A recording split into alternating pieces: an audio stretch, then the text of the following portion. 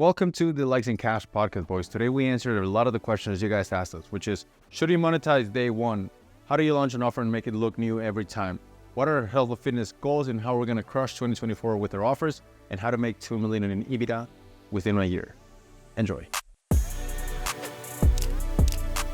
Okay.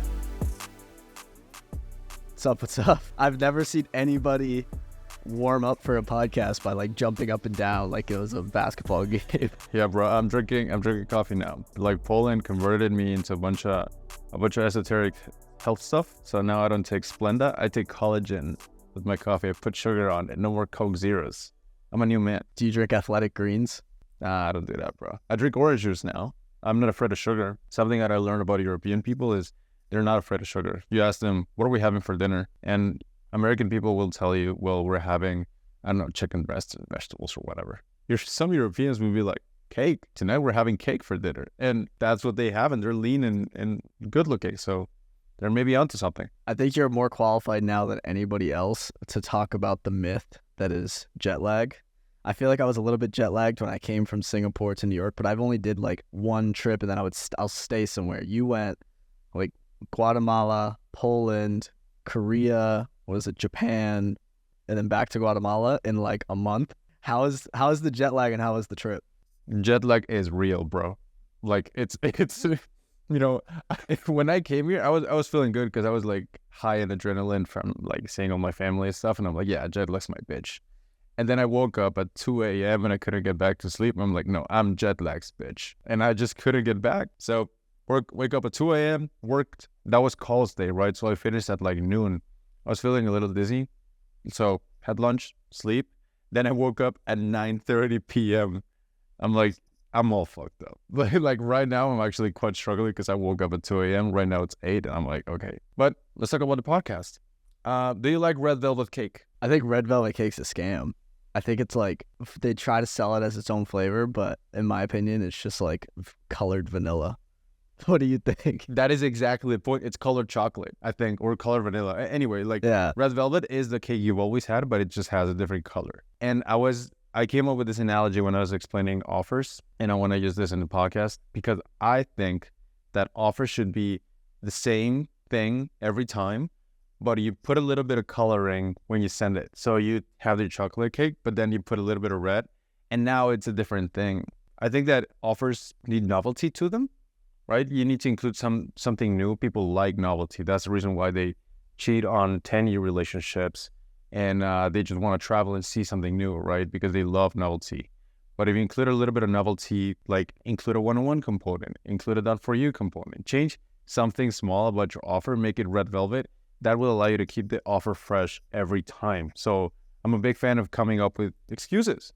And now is a great excuse, which is New Year's. And leads me to my question, which is, what offers are you running for New Year's and what can anyone learn about it? I love doing this. Like, I don't do it as diabolical, but I guess once you're kind of in business for a long time, you start to just do it naturally when it's your business.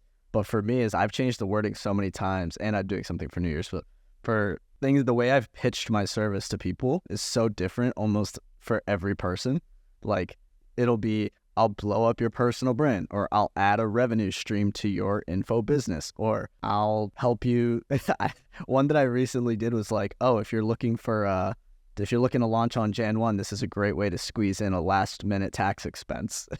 It's like, I've run it very many ways, or like, there's a huge fitness community on X, or there's, you know what I mean? Like, I've run it in many different ways, and I typically tailor it since I don't do a ton of speaking to prospects. I'm able to tailor it every single time, pretty custom, and I think there's something to be said. I think it's really, I think it's smart.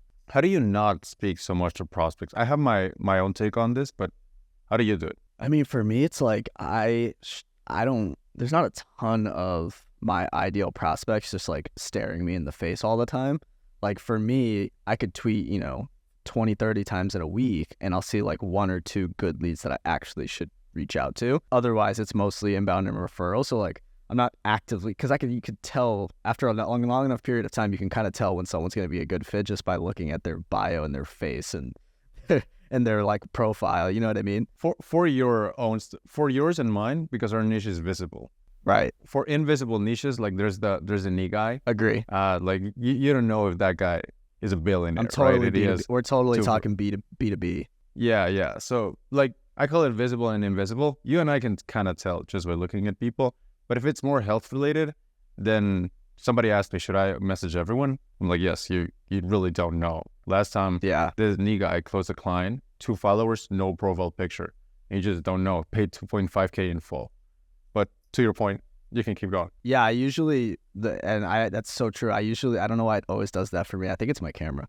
I always tell, whether it's a setter or a client, I'll always tell them, never assume. So unless their profile like plainly reads that they are not in your target market or target location or target demographic, like if you're targeting women, and unless their bio shows that they're a male, you're reaching out to them because they could be a woman.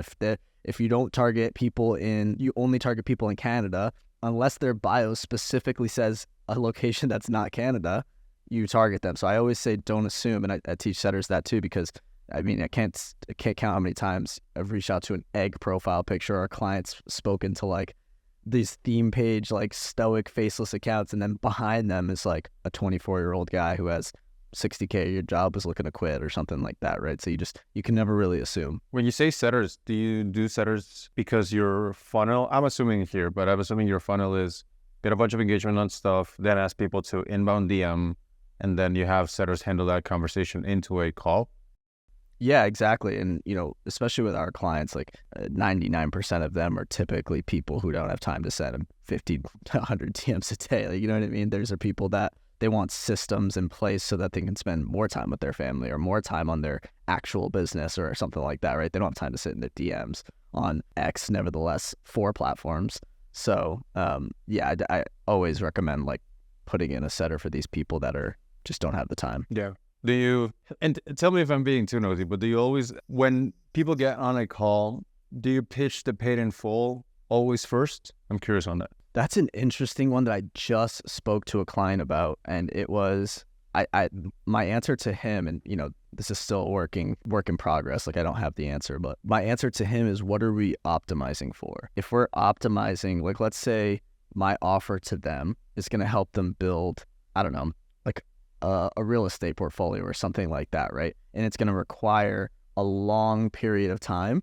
So you're going to need a longer period of commitment, like 12 months. There is a case to be made that if you need them week in and week out or month in and month out to be very engaged, and they need some of that investable capital to be in the real estate portfolio, it might make more sense to pitch the 12-month first, or like the weekly pricing first. In this case, it was weekly pricing. So they do weekly pricing because they need weekly engagement for maximum client success. And I know you must talk to Ryan about this, but like net promoter score or something like that, right? Like for them to have maximum retention, if you find that your clients have better retention and success when they're engaged throughout the week or they pay weekly, then do weekly pricing first. And then if they ask about a PIF and they're like, actually, I'd rather just like save $800 and pay up front, then obviously you're not going to be like, no, don't give me the money. You know what I mean? Yeah. So I think it depends, and I think more businesses should see like what payment plan leads to better success, because different kinds of payment plans are different kinds of commitment. We tried something different that I wanted to talk about. Pricing is an interesting topic because it's numbers, but it's also very subjective. So we have a 1-2 page, right? So first you get into the weekly thing, and after we offered a paid in full discount. So we used to offer 30% discount, which was a little over $2,000. Nobody took it, zero, nobody did. Then we changed it to save $2,000, which actually is less saving. And the first person who saw it got it, and the second person who saw it asked for it. This is kind of mind blowing to me. I don't know, but to me, it's you had less of a saving. But because you framed it instead of as a percentage, as a dollar amount, more people were willing to take it. And one person actually took it, which to me was kind of mind-blowing. So right, I came up with this useful rule of thumb for myself, which is just like Newton, right? An object in motion will stay in motion, and an object at rest will stay at rest. I believe prospects in motion tends to stay in motion, and prospects at rest tend to stay at rest. So December, right? We fill our spots in the first week. How did it happen? 8 out of those 10 spots came from a list of like 200 people. 2 out of those 10 spots came from a list of 21,000. So how does that work, right? Why was that so much more valuable than the other? And it's because a prospect in motion tends to stay in motion. The people who joined early, like the 8 out of 10, which was by December 2, these people have already bought something before because they already spent some money. They were already in motion. It was easier to convert them into the bigger thing. And I don't know why service businesses don't do that sometimes. We want to upsell people from clients into our higher level stuff, right? Or into a longer term agreement. But we don't think about it in the opposite way. We don't think about it as upselling leads into clients because we don't have a customer offer. We don't have something that's a one-time without it being recurring. We always want to sell the big thing. So when I changed kind of that philosophy of a prospect in motion tends to stay in motion, I understood that value ladder and actually having the, one-time purchase into the upsell of a recurring into the higher level program. I started making way more, fill the client spots for September, October, November, and December. November and December within the first week. So that was a pretty interesting experiment I ran. Really happy with it. That is interesting. So what have you learned from New Year promotions, and would you do them again / Black Friday? Because I know we haven't spoken in a while. Well, something that I did for Black Friday is I dropped something on Black Friday, but most of the money came before Black Friday. So it was like an 11 email sequence. Black Friday was like email number 6. So I actually sold 5 before. And on those 5, I always said, I'm going to drop this, but if you want to skip the line and get early access, reply, right? Like this. Send me something, react to this Instagram story. And I would send them just like the offer or like a Google Doc with the offer. Most of the sales came before Black Friday. And I also understood that you want to use certain levels of limits to your offer. Limited offers outperform unlimited offers because of supply and demand laws. So okay, we're going full autism mode right now. Let me explain this. Okay, so power will go to the most scarce resource, demand or supply. So when demand is more scarce than supply, meaning that when you ask someone who sells the service, how many clients can you take? Supply. And they're like, as many as the imagination can hold. Well, then that's unlimited and demand is limited, which means that they have more power because they know that you need them more than they need you. And in that case, that's when you end up chasing, and that's why I don't like it. That's why you and I, we cap our spots because it puts us in the other realm, which is when supply is more limited than demand, then you control the doors. Then you say, we only have 10 spots. Then you say, this is disappearing, then buy before. The pressure is not on us. The pressure is on the prospect or in the customer, right? Or somebody who you're selling to, the lead. So what I did for Black Friday is I said, during the entire email sequence, I made it really clear. If you buy from now until Black Friday, the price is this. If you buy on Black Weekend, the price is up. If you buy on Cyber Monday, the price is more. And then it disappears. So it gave people an incentive to be like, okay, fuck it, because limited offers outperform unlimited offers. I feel like Black Friday is turned into everybody, it's always every year trying to do something and just trying to one up the competition. It's like that joke where some people I bet they started doing, they started doing Cyber Monday and now it's BFCM, and then people started doing 5-day sequences, and then they started it a week early. And now businesses started on November 1st, and next year they're going to start it on Halloween, and eventually Black Friday is going to start in August. It's just going to keep pushing forward. That's so funny. For December, it's a kind of a common thing or a common belief that our businesses, which are kind of more education businesses, suffer. Have you found that to be the case for you? What's funny is I thought I had this weird, not this weird, but I had a thesis that November would be big and that December would be a slight slowdown. But I found that in certain businesses, November was the biggest, and in certain businesses, November was the smallest, and December's better. It's really weird. I think it's market dependent. I think different kind of ICPs are at different modes in December. If you think of the 18 to 24-year-old in December might be a little bit more proactive because they have more free time, whereas the 28 to 42-year-old is probably going to be more with their family. So I think it really just depends on ICP for me. And since not all of our clients have the same ICP, some clients suffered in November and are picked up in December, and then some vice versa, and some of them are crushing both. Can you talk about which niches suffered and which one did well in November and December? Yeah, so I'll talk about the ICP. So I think the clients that did worse in November had younger audiences, and they're doing better in December. And then the clients, and I'm talking 18 to 24-year-old male. And then I'd say the clients that are in the more so like 30 plus, it's funny because they're getting more followers in December than they did November, but I suspect and projections show less sales but more followers in December. So it's almost like, if you think about it psychologically, if I'm a 30 or a 40-year-old with a 9 to 5, they're like, I'm going to follow this guy for December and pick it back up in January, but I don't want to forget, so I'm going to follow him. Do you know what I mean? That's the psychology. Okay. I think that's the psychology that's going on with that, is that, so my older ICPs we're getting more followers in December, but we had more sales in November. Really weird. That's my theory behind why. I have a question. You said this on December 12th. Reality is most people are coping. You were co-tweeting a tweet about people are like engagement is shit, right? Blaming the algorithm for their lack of reach. You have to adapt your content, strategy, and tactics. Most not willing to get hands dirty. So, Marcus, how does someone get good engagement, bro? I agree with that guy. Yeah. It's just like me for real. I've been banging on my Riff post lately. I saw that I find that people want to blame everybody but themselves, and I know you agree. But when you think about what the algorithm is, like, the algorithm is just people. All the algorithm's going to do is, how can I give the best content to the people? So what do the people want? And I give them what they want. Like, if you think about the YouTube algorithm, and I don't want people to be like, oh, it's YouTube, it's a better algorithm. No, it's a different algorithm. But Mr. Beast has never slowed down, ever. Has his content changed? Yes. But he's always at the top, right? Because he's constantly adapting to what's working, and he's constantly split testing even when it's working. And what I find people do is that when something works and they double down on it and it works, and then they triple down and they're like, oh, it's not working anymore, it must be the algorithm. The point is that you got lazy because you finally hit something, and now you think it's just going to work forever. It's just not the case. Content's always changing. And if you think about the algorithm as an infinite game or a zero-sum game, it's like, people are using the platform at all-time high rates. You're telling me that the algorithm is broken so nobody's seeing any content? What are we looking at? A black screen?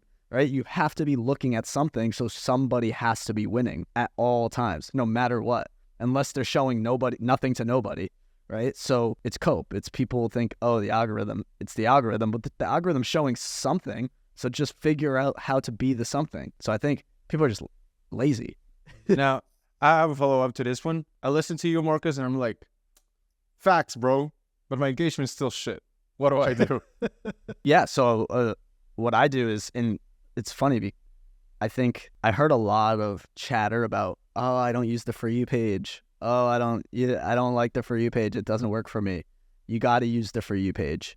You have to use the For You. The For You page is literally like, hey, I'm the algorithm. This is how I'm working. So whatever you're seeing, that's what the algorithm is showing you. You can now reverse engineer the posts that you're seeing because they're literally winning on the algorithm. And now I take it a step further as you go to other platforms, right? I typically like to make like a mental hierarchy of platforms, and I'm like, what platforms correlate the best at what time? So let's call it TikTok. TikTok is great for hooks. So now I'm going to go use the For You page on TikTok and see which hooks are cracking. And since I know TikTok has the best algorithm, everyone must know this, but TikTok has the most elite algorithm. Like, you could have 0 followers and hit 1 mil quick, faster than YouTube. So if TikTok has the most powerful algorithm, I can infer that something that hits on the For You page on TikTok will hit before it hits on YouTube, will hit before it hits on X. So if I think of X as like last in that hierarchy, or LinkedIn as below X, or something like that, right? I can have reverse engineer these platforms in a hierarchy of which hooks are working on TikTok and Reels and YouTube, and now be like, okay, those will probably be what works on X next. I think things hit X last in terms of like hooks. So you can go and now reverse engineer those and then put them on there. That's sauce. Not going to give anything further. There you go. All right. So you said that's sauce. You talked about Mr. Beast. You know who I came across recently? Sam Sulek. You know that guy? Of course I know that guy. Dude. All the rage. Yeah, that's the thing. That's what's interesting to me. Like, I think that if you check out his comments, which was interesting, it's not much about like questions about fitness. It's all about, Sam is so transparent, bro. Like, Sam is saving the fitness industry. I just love how raw and unfiltered this guy is. And I think Sam and Mr. Beast have achieved like this kind of state in which they're popular because they're them, but they're them because they're popular. So it's like kind of this loop, but it's like they can't fail. Even if they fuck it up, people are going to be like, that's genius. That's so nice. Right. And I think it's like, a lot of people have been talking about, oh, Sam Sulek's doing it, so everyone else should be doing it. I don't think it's that simple. I think that style of raw, unfiltered, long-form content, it will work for some people. But, I mean, like, most of you guys, if you do it, you're going to flop. No one's going to watch your shit. And be like, an hour long, who the fuck is this guy? It's like, it's not as simple. It's just the same way as, like, if I go make a Mr. Beast challenge video, it's probably not going to hit. It's because, yes, you want to do what works, but also you need to an extent, play to your strengths. So I think it's just, there's a lot of nuance with it that I think a lot of people are thinking, oh, everything's going towards raw and unfiltered. I don't necessarily believe that. The algorithm still exists. I think he hit that and some other people will hit that, but I don't think it's going to be for everybody. Yeah, good point. To do some pushback on that, I recently changed a lot of my style on like videos specifically. You know, one thing I hated doing, this is the only video content I actually enjoy doing. I hated putting my phone up and recording shorts. Kill me, bro. That was horrible. It felt so off. And I just didn't like it, bro. And I see some people are like, have you ever seen those videos where it's like someone's talking and then below there's gameplay? So it makes you actually stay because you see the little ball bouncing and spinning and stuff. Yeah. I think that's not good. I don't think that's a good idea. It might get you a bunch of like views, but here's the thing. You do that because you're like, yeah, people's attention spans is like really short and we need to capture their attention. Valid, 100%. But I think that if you need a bouncing ball and flashy transitions and aggressive animations to build an audience, then that's probably not the right audience. So I changed it. I tell my editor, no more flashy stuff. I don't want aggressive transitions. You know how sometimes, in a video, right? So you're watching a video and then somebody mentions the word, let's say you are training. And while he says the word you are training, it switches to someone actually training. And you're like, I don't know, like, I don't enjoy that personally because I don't consume much of those educational video content. I don't like that. So I don't want to do stuff that I wouldn't like to see myself. So I told my editor, no more flashy transitions. I don't want to see any, like, this is the font, which is actually quite boring. And like, I don't want any other stuff that's not just information, just maybe text. That's the most things people get. Because Danko said something that I actually like. I asked him, Dan, what's your content strategy? And he says, I do blog posts first because it's long form and it filters out people who only want short form. And that stuck with me. And that's why I changed my strategy to more short form, long form content now. And it's been working great. Filler clients about 4 months in a row. So I'm really happy with it. One thing I feel like I've learned about content is that your best content is created when you enjoy doing it. And I know it's like age-old advice, but I think I've forgot about it, and a lot of people forget about it when they kind of get caught in the business matrix where it's like leads, what's optimal, and then you kind of forget, like, what do I enjoy? Like you said, you enjoy the podcast. Well, that's probably why the podcast has listeners. Like, the podcast wouldn't have listeners if we hated doing this. You know what I mean? And knowing you would have quit after episode 2 because you don't like doing things you don't enjoy.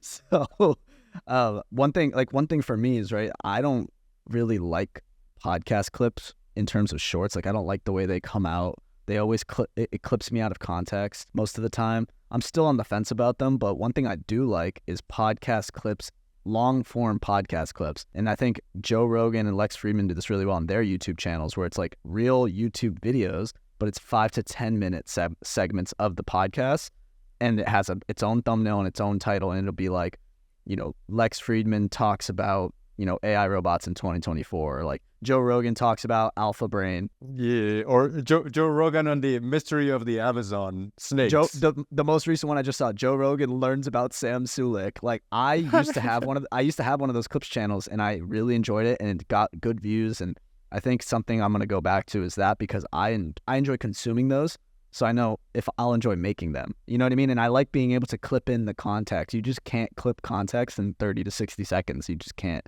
And I think it makes me sound stupid half the time. Did you stop doing YouTube? No, but I stopped doing YouTube clips, like podcast clips. Oh, okay. Because like your last video was like 2 weeks ago. The other one was 1 month ago. So what do you do? Like 2 videos a month? I'm just slow. I have to come up with like good ideas. I saw this tweet and it has like a real estate in my head. It was like, you have to, or the idea is more important than the editing. And I'm like, I need more ideas. 100%. 100%. I'm just such a podcast guy, If you were to trace back to which posts or posts 1 or 2 have attributed to your most growth or revenue, Can you think about those? I can think about mine, but how about yours? On X or whenever, wherever. Yeah. So since I post most there, I think the one that's attributed the most to my revenue would probably be my auto DMs. Those probably gave me the most revenue, especially like 2022. I'd say the most growth came from when I did the 0 to 60K in 1 year. Here are the 9 threads I bookmarked. And it was like a spectacle of a thread. It was like a recap of my journey. And I posted the 9 threads that I literally bookmarked. And that one got like over 2,000 likes. Can you check your bookmarks? I've never checked my bookmarks. They're adding a search bar in the bookmarks. No way, really? Elite, the greatest feature. Did you see the media change? Now it's like an Instagram. It's so nice. Yeah, it's very good. Yeah, they're making a lot of great improvements. But yeah, I think that one got me at least like 1,000 followers. So I'd say like that was probably the biggest in terms of growth. For me, the biggest post I ever made in terms of growth was when we sold Tweet Hunter. Not as in like as many followers came in, but really good followers came in. And I'm like, what? I think when you exit a company, it's like you join like the dark brotherhood. It's like exit, yes, join us. It's like I can now add one-time exit in my bio. That's exactly what I did. Exactly what it. Founders with an exit. It's like a freaking brand, like in a fraternity. Yeah, it's like the Forbes 30 for 30. Yeah, exactly. But this was not as cringe. Slightly less. You cannot be Forbes 30 on the 30 and not have it in your bio. It's like vegan people, bro. They'll just tell you. Yeah. Like, how do you know when somebody has a cold plunge? You just shut up for 5 minutes. They tell you, hey, bro, I did a cold plunge. Oh, okay. Anyway, growth was that. But I don't know revenue specifically, but I know the kind. It's always screenshots that show people being in your same situation doing better than you. This guy has less followers than you. He's making more money than you. What's going on here, right? Those were the ones that worked the best, but it was long-term. It was long-term because those are the ones that used to get people into email. I believe, personally, I think this is one area where you and I might be do things differently. I think the main function of social is getting people into a list. And the main function of a list, of an email list, is getting people into your offers. I really like that funnel. So it's like public to private to offers. And that's just what I do. What do you think? Yeah. I'd say my opinion on that is the main function of social is to build an audience, and the main function of an audience is to push a message. And whether that message is related to your offer or whatever, because I think there are people who have message without an offer. I feel like that's my take on it. Yeah, I have to think about it. I have another one for that. I think that you sell ideas in public, but you sell offers in private. And I think that one we agree with. Because our funnel, like... I agree. The way I understand it, you can tell me if I'm wrong, but the way I understand it is your funnel is sending out stuff in the public, then getting people into a private conversation in which you get them into an offer. Mm-hmm. Am I right? Yeah, we've actually, exactly. And we've added lists. We actually recently started adding email lists to that equation because I do believe it's good. And I haven't posted like a selling tweet in a long time. Rarely ever sell in public. The only thing we've like sold in public was like a webinar, a free webinar. It's like, I haven't really posted a sales tweet in like a year. I totally agree. I don't really. Yeah. There's no point. You know what I mean? It's like a waste of your feed. Occasionally I'll do a hand raiser. It's just a little bit moving. But anyway, so you're like public, private, offer. I do the same thing, except your private is a DM or a list, right? My private is specifically list. So public, private, which is a list, and then to an offer. So now I'm a big believer, and you sell ideas in public and you sell offers in private. Because it's much easier to get people to buy into the likes in cash idea than into the likes in cash offer. So I think that people will benefit a lot from having one big idea that they stand for. How often would you recommend a hand raiser in general? Twice a month. Interesting. Specifically I think the hand raiser depends on the frequency of your why now offer. So not just for your regular offer, do it for your why now offer. Your why now offer is, what is the excuse you're inventing once or twice a month for me to get people into your stuff? You're going to raise your price. Actually let me pull this up. We're doing some sauce in the Likes and Cash podcast. It's been a while. It has been a while. Yeah. So one-on-one call, more access to you, a done for you component, a change in pricing, a bonus, a future price raise, capping your spots monthly, big fan, and capping your spots evergreen, as in I'm only taking 100 people ever. Right. And that allows you to kind of play an interesting game, because if it's like, I'm only taking 100 people to this ever, people from 0 to 50 will get a certain price. From 50 to 75, a certain price, and 75 to 100, a higher price. So I come up with any excuse why now. So let's say it's the beginning of the month, the end of the month, I'm going to add a one-on-one call, I'm going to change price, whatever. Every time I do that, then 2 or 3 hand raisers each make sense. So it doesn't depend on the timing for me. It depends on how often can you come up with why now excuses to launch an offer. Interesting. Yeah.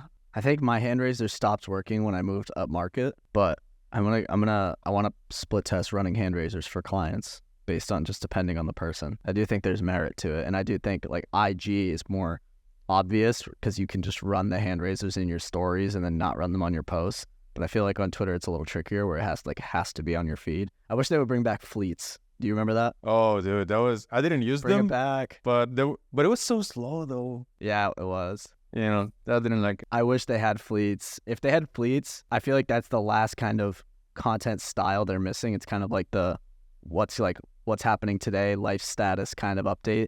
They don't have that really on Twitter unless you just like post it. When we talked about threads, my prediction was it's going to be good. And I was wrong. What was your prediction? My prediction was that shit sucks. I was literally... I'm glad I was right about something because obviously I didn't really want to add that to my offer because it's just kind of lazy, but I just didn't really feel like it. I was like, I really don't want to have to go repurpose to threads.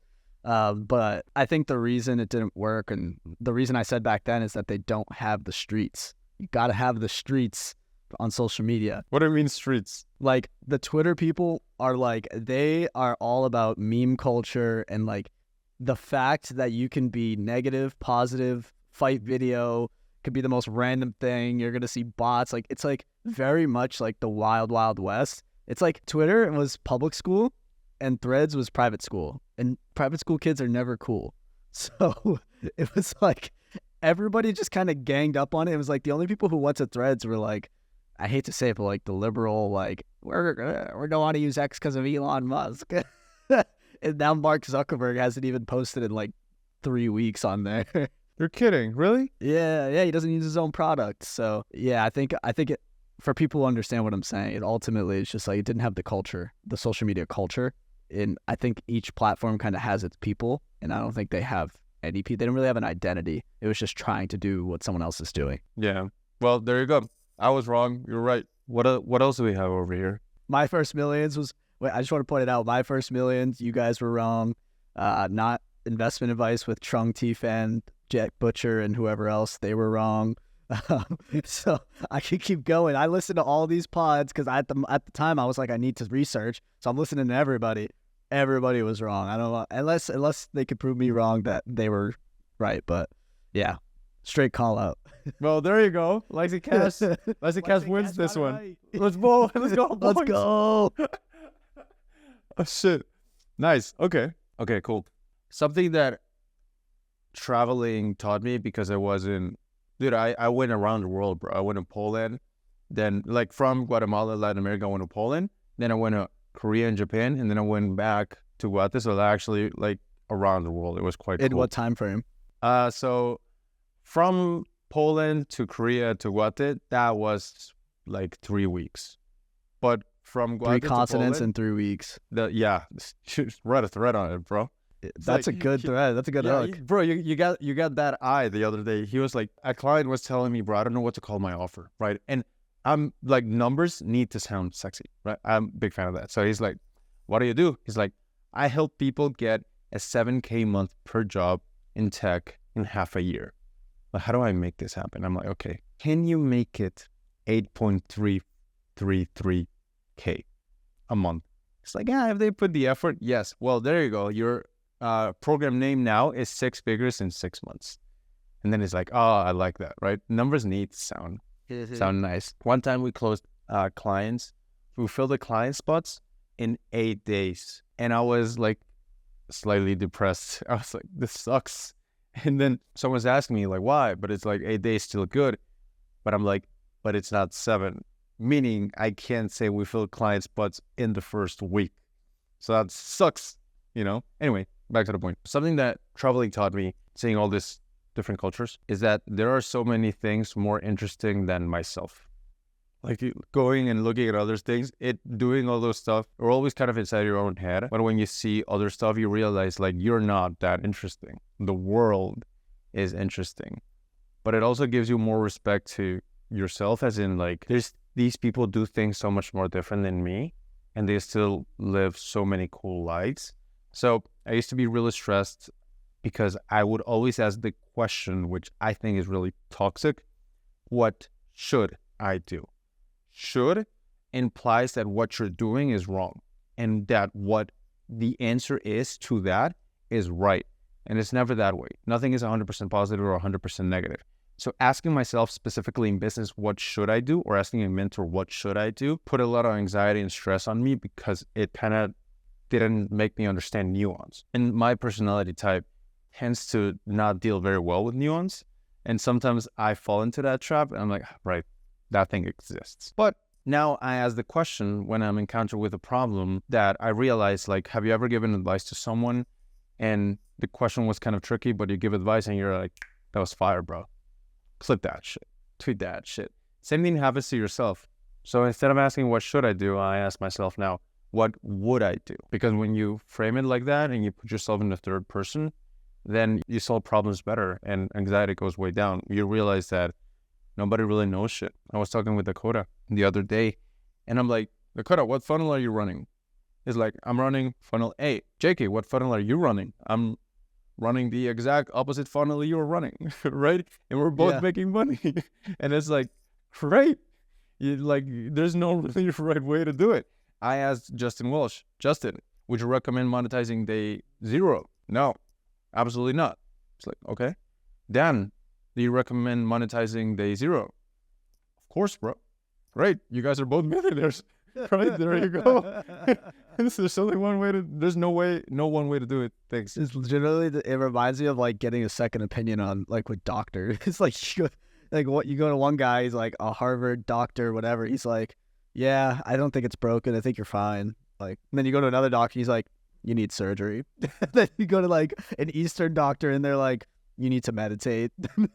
Like, well, they're all doctors. So it's like, what do I take? I feel like it's the same. It's like even at the highest level, like nobody knows shit. It's like they do, but it's only what they've learned in their own experience. You know what I mean? Like, I guess that's why you should get second opinions on everything. Let's talk about health. I'm interested in that because you recently went through kind of a health transformation. You put a bunch of muscle, right? And I actually went through a few belief shifting experiences that changed a lot of my beliefs on diet. So what are some of the ones health-related, because you're an entrepreneur, you're successful, that you've encountered that worked for you? Yeah, I'd say the absolute number one has been sleep. It's tracking my sleep, making sure I get good sleep, making sure I try not to do blue light before bed, wind down, not drink water 90 minutes before. That's been number one. I'd say after that would be diet. Going as far as possible to more whole foods.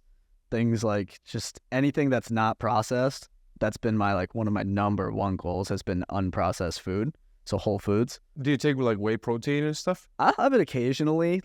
We just got one experimenting. I'm not religious about it. We just got a grass-fed whey protein that we're trying out, but I'm not super religious about it and I don't really take any supplements. It might change. I kind of want to try that. Brian Johnson's coming out with an athletic greens substitute. Are you going vegan? No, but he's coming out with an athletic greens version of some sort of morning powder. And I know a lot of people swear by AG1. So I'm going to try that in January. But other than that, it's whole foods, sleep, and I'm trying to run a marathon next year. So I'm on team run now. You go back to America, you start running. You're listening to Goggins while you did it? I used to listen to Goggins while I run, yeah. Yeah, they're nice. Bro, Goggins is one enlightened dude. He proves the point we were talking before. Joe asked him, do you think about the best way to do things and your method? He's like, no, bro, here's the thing. I don't do it to get fit or whatever. I do it for my mind. And I know this shit's hard and that's all I need to know to do it. And I felt that, bro. Yeah. And I felt that. He doesn't need a leaderboard or anything like that. He's just we're running. We're going. If it sucks, then this is the right path. I respect that. For diet, bro, I eat sugar now and I drink sugar as well. and I'm not afraid of it. And actually gives me a bunch of like energy, and I like it. And I've shed some weight, and you know, all these dogmas, bro. Like people will take there's this system, right? The entirety of health, and they will take one thing and they will make it their entire personality. I'm a carnivore now. Everybody should be carnivore. Now, therefore, I am better than all of you guys because I eat more meat. What the fuck, man? Pause. You know what I was remembering? This is recorded in when we're talking with Quinn, and he explained kind of what Alex does or whatever, and you're like, I love men. I'm like, whoa, what's up, bro?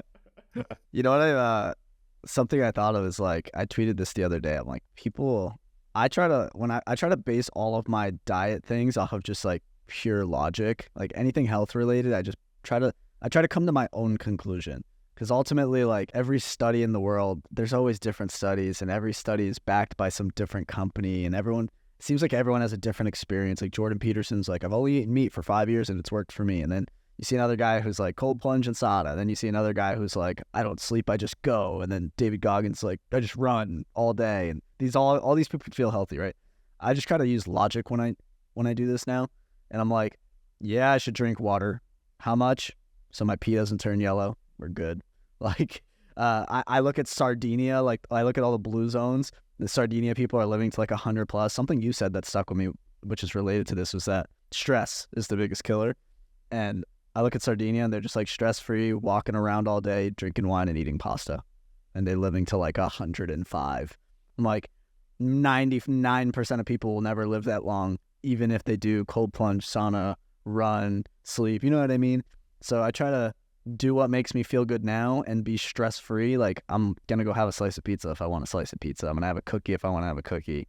I'm not going to binge it if I don't, if I have the self-control. But I look at those Sardinia people and I'm just like, there's something to be said. They get it, man. There's something to be said about just enjoying your life enough and like everything in moderation. Stay away from processed foods. You know what I mean? Like I'm not going to be eating fucking like Oreos. So if you stay away from processed food and just enjoy life, I feel like you're pretty good right there. Like you're gonna live into 100. You're good as long as you don't get hit by a bus. You know? When you get caught up in like people are. It's not that these Instagram or Twitter people that there are many. It's just that they are louder than everyone else. So you're like 9% body fat, and that's the new standard. Nah, bro. It's like I don't think you can stay there for a few years, you know what I mean? Well, I find it interesting is like, like eating a ton of protein, being big isn't really that great for your heart. And like, look at these Sardinians don't even eat, they barely eat protein. They're just walking around like $1.30 eating pasta. And I'm like, I never know who to listen to, which is why I've ultimately come to the fact where I'm just like, I'm going to do what makes me feel good. I'm not going to be stupid. I'm going to stay away from the processed shit. And I'm going to do what makes me feel good and try to look good, Googling, dude, people in Sardinia, how many grams of protein do you think they eat a day? I just found this here. 40. 50, bro. Damn. Yeah. It's crazy. There and it probably just comes from the pasta and prosciutto. It's all from the cheese. The cheese, That's where all the protein comes from. Literally cheese and prosciutto is probably the only thing that they have it with, so. It's it's tough. I'm not saying one side is right or one side is wrong, but if these guys are so wrong, why are you dying earlier, bro? That's what I'm asking. I don't know. I'm a tester. Like, I test everything. Like, I'm going to test barefoot shoes, and I'm going to test the cotton-only clothes, and I'm going to test everything. But ultimately, what I come back to is just, like, use your head, and don't be stupid, and, like, moderation. I'm telling you, bro, eventually you're going to land in a no underwear team. I'm telling you. I'm a MeUndies maximalist. I don't know. Okay. This is something we're not ready to have this conversation yet. You're gonna land in that team, and I do think cotton's good. You're gonna land in the sugar team eventually. You're gonna see. I used to have sugar in my coffee. I'll enjoy a mocha, like a mochaccino or like a mocha coffee, like once a week or once every other week. But at home, like my Keurig, it's just either black or a little bit of milk, and then I'm good. My grandma, she's like 3 scoops of sugar and like half a cup of milk in her coffee. So I kind of grew up like that. So now that's I'm trying the to way. Stay away. That's the way. That's how you do it. Well, there you go. Yeah. Okay, what is one like weird health thing that you do? We're gonna have this conversation again 3 months after. Is there anything you've changed, like it's kind of weird health-wise or like habit-wise? Weird health things that I do. I don't know if it's weird, but ever since I came back from Bali, I am like a coconut maximalist. I cook like half of my meals in coconut oil and the other half in olive oil, and I drink coconut water whenever possible. I'm Balinese now, so I don't know if it's weird, but that's definitely something I picked up living in Bali. Have you gained have you got too much fat with that or not really? I've lost weight since I came home. I think because just eating out it's less accessible in Miami. The food here kind of sucks compared to Bali or New York. But no, I think it's just, it keeps you so hydrated. It's like, and then with the coconut oil, it's just like, it's so much cleaner than, you know, like fucking, what do people use? Canola oil or peanut oil or any of that shit. Yeah, I'm big on that. Like, I do avoid like seed oils. Like, that's the Me one too, meme yeah. I bought into. Yeah, I bought into it as well. Yeah, like, yeah. Well, you know, when really. you have the means, like, once you make a little bit of money, it's like, I'm like I said, I use my head. I just don't be stupid. Like, if I have the means to buy high quality oil, then I'm gonna. You know what I mean? I'm not gonna be like, oh, fuck the noise. I'm gonna eat seed oil and Oreos. Like, I'm not like that. You know what I mean? Like, I just use logic in my health decisions. All right. Do you have anything else? I have one. I'm curious. Do you set yearly goals? ? And if you do, what are they for 2024? Legals? Yearly goals. I thought your legals. Yeah. I'm like, I don't know any lawyers really, but I do set them, but I never say them. Like I that's another meme I bought it. Don't tell anyone your goals, because I'm big on that. No, bro. Like, listen to me on this one, bro. It's like, I have really noticed that I really drop off when I say those kind of things. I'll give you an example, right? So, you know, my best workouts are when I'm wearing baggy ass shirts and I can't even see what I'm doing, right? I look normal. My best streaks for diet are where I never check myself out in the mirror. I just go with like, yeah, whatever. I just stick to the plan, you know, deficit, keep going, right? When I say anything related to my goals, that's not like just for me, I fuck it up. So I don't say it. I have them, I don't say it. This is a classic, and we could leave it at this. This is a classic version of what you just said with Dan Coe and Justin Welsh and you and Dakota. Because I have my best workouts when I can see my veins popping out. And I tried keeping my goals to myself. And what I found for me is that I just got lazy about them because I had no accountability. So now I tell people my goals because now I'll feel like shit and embarrassed if I don't hit them. Well, so it's Marcos, like two ends of the for spectrum. The 4 Likes and Cash podcast listeners, what are your New Year's goals? So my 2024 goals, I haven't written them out yet, but the 2 that I have in mind right now are, I want to run a marathon, which is essentially my health and fitness goal. And then for business, I want to do 2 million in EBITDA. 2 million EBITDA, that's revenue? Basically like profit before taxes. There you go. For yourself, take home? Well, yeah, it's all going, I guess, for the business. Let's call it the business. Cool. All right. Nice. Nice juicy 10x multiple, yeah? Well, there you go. We're going to have this conversation next year. 1 year from today. Yeah, see how it goes. Put it on the... Tell Sonia to put it on your calendar, and then we'll talk about it. Fuck. I told the world it's over. Yeah, there you go. go. Over. Well, it's your thing, man. Like, I don't do it, but you do it opposite ways. You know, there's not one way to do things. But there is one right action to take right now, and that is to smash that like button and subscribe to the Likes and Cash podcast.